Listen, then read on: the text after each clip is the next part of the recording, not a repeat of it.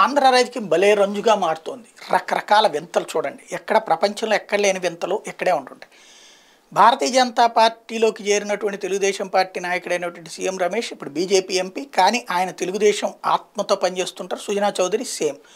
తెలుగుదేశం పార్టీలోకి మద్దతుగా ఈ మధ్య కాలంలో పురంధేశ్వర్ ఉంటున్నారు కాబట్టి తెలుగుదేశంతో బీజేపీ తరపున రేపలు వీళ్ళ మధ్య డిస్ప్యూట్స్ వచ్చినాయి. అదే సందర్భంలో లోకేష్తో ఇప్పుడు సన్నిహిత్యం మళ్ళీ ఆయన సంపాదించుకున్నారు. చంద్రబాబుతో సాన్నిహిత్యం పురంధేశ్వర్కుంటే లోకేష్తో సాన్నిహిత్యం సీఎం రమేష్కు.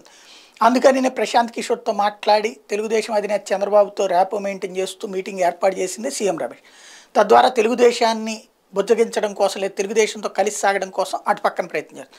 అది ఒకవైపున రాజకీయం రంజుగా మార్చింది. మరొక వైపును చూస్తే నారా లోకేష్కి స్వయంగా ఎవరైతే షర్మిల గిఫ్టులు పంపించడం ద్వారా తన అన్నకి జలక్కిచ్చి తెలుగుదేశం పార్టీతో కలిసి ట్రావెల్ అవ్వడానికి కాంగ్రెస్ పార్టీని తీసుకెళ్లేటువంటి రూట్లోకి వచ్చింది ఇటు పక్కన ఈవిడ.